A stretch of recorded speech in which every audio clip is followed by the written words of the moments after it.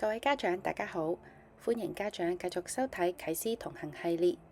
今集我哋嘅主題係窮養。上一集我哋講到用愛撫養孩子，做父母嘅成日都覺得俾子女太少，但子女就會成日嫌父母俾得唔夠多。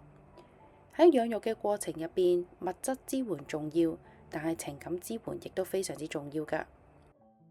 用愛撫養嘅小朋友，即使冇金錢襯托住嘅富貴榮華，亦都會有足夠嘅底氣，可以喺面對其他人唔公平對待嘅時候，不卑不亢，不委屈，不過度忍讓。長大後，即使面對風雨，人生再苦，都能夠堅持不搖咁守護自己，愛自己，勇敢同有魄力咁面對生活中嘅種種挑戰。今集我哋會講窮養。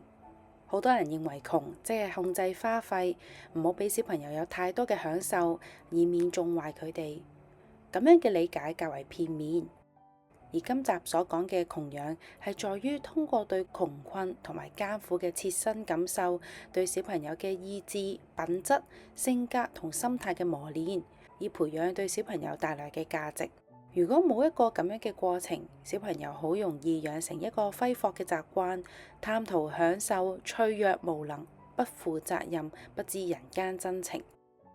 就好似生活條件較無憂嘅小朋友，一聽到話落後國家有小朋友食唔飽飯，竟然好震驚咁問：肚餓點解唔食朱古力啊？咁樣不禁令人哋諗起歷史上嘅一個皇帝。天下荒亂，百姓飢餓，佢所講嘅就係問點解佢哋唔食肉呢？咁樣小朋友日後點樣面對生活嘅考驗呢？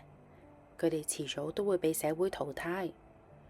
家長讓小朋友從小喺物質富裕環境成長，希望小朋友要乜有乜，看似表達愛意，但其實係害咗個小朋友。所以小朋友需要喺窮同埋苦中得到鍛煉，懂得艱苦奮鬥。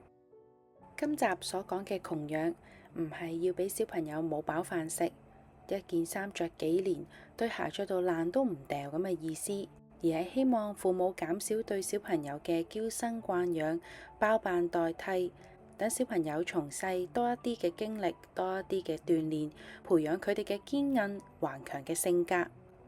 咁窮養有咩好處呢？窮養可以促進小朋友嘅創造力。喺物質資源有限嘅情況下，小朋友需要用到創造性嘅思維，令到滿足自己嘅需求。呢種創造力唔單止能夠幫助佢哋喺日常生活中找到樂趣，更能夠喺未來嘅學習同工作中成為佢哋一個重要嘅技能。就好似上一輩嘅童年，喺冇 iPad、冇電話、冇網絡嘅情況下，一支筆、一張紙都可以發揮到唔同嘅創意，玩到唔同嘅遊戲，好似天下太平、井字過三關等。甚至喺冇紙筆嘅時候，就咁一對手都可以玩到遊戲，好似黑白配、左一拳右一拳等等。喺缺乏物質嘅支持情況下，小朋友必須學識自我照顧，咁有助佢哋培養解決問題嘅能力同獨立思考嘅習慣。當佢哋面對挑戰嘅時候，更加識得尋找解決方案，而唔係依賴父母嘅幫助。呢種獨立性有助佢哋喺未來生活中更加有自信同埋堅韌。新一代嘅家長好多都有足夠嘅能力，為自己嘅小朋友提供良好嘅物質生活環境同埋教育條件。但係點樣可以將自己人生中最有價值嗰部分傳承俾小朋友，先係最重要嘅事情。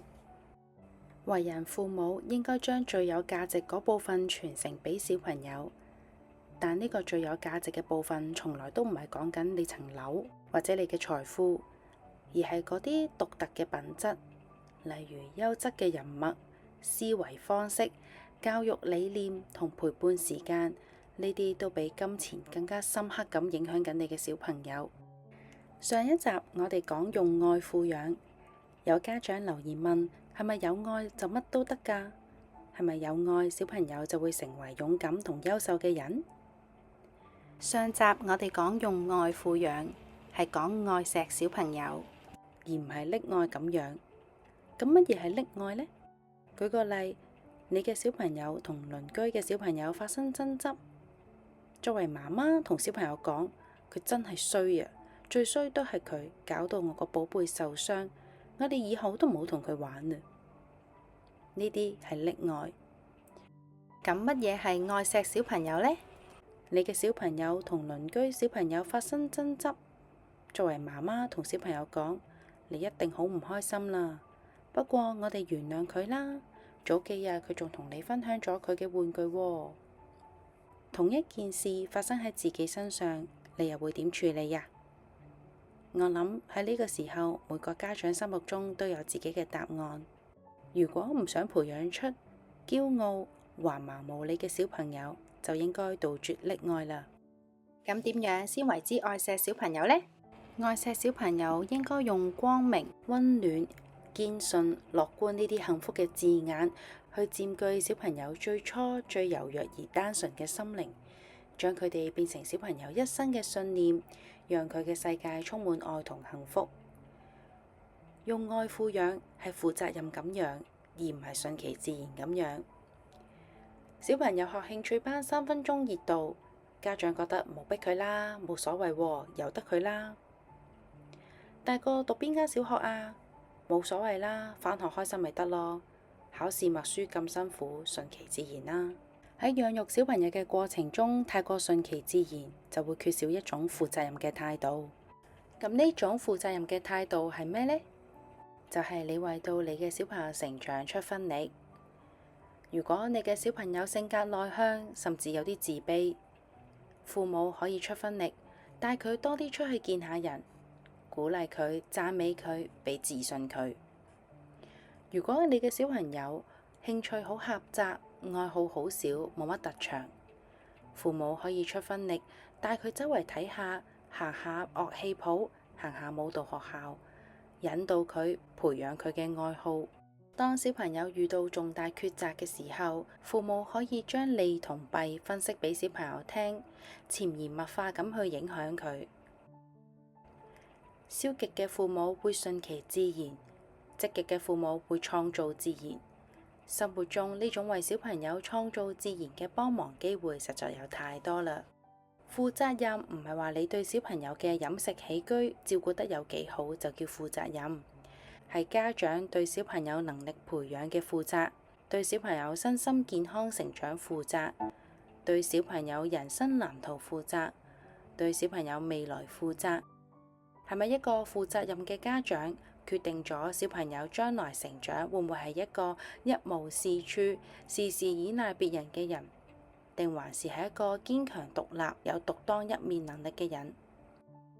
其實水一樣脆弱，風一樣容易散去。金錢財富從來都唔係你留俾小朋友最好嘅遺產，因為佢哋都可以被帶走。只有嗰啲帶唔走嘅，先係你留俾小朋友真正嘅不動產。英國詩人紀柏倫講過：你嘅兒女其實不是你的兒女，佢哋嘅生命係對於自身渴望而誕生。佢哋借助你嚟到呢個世界，但係唔係因你而嚟。佢哋喺你身邊，但唔屬於你。養育嘅最終目的係為咗小朋友成為佢自己想成為嘅人，而唔係你嘅複製品、附屬品。無論窮養定富養，佢嘅內涵都在於教育，培養小朋友自信、自立、智慧嘅過程，讓佢喺日後成長嘅過程中，面對困難都有能力勇敢面對，成為一個勇於嘗試嘅小朋友。聽到呢度，家長你贊唔贊同今集所講嘅窮養啊？你認為自己係溺愛小朋友啊，定係愛錫小朋友呢？你會留邊一種不動產俾你嘅小朋友啊？同我哋分享下，下集見，拜拜。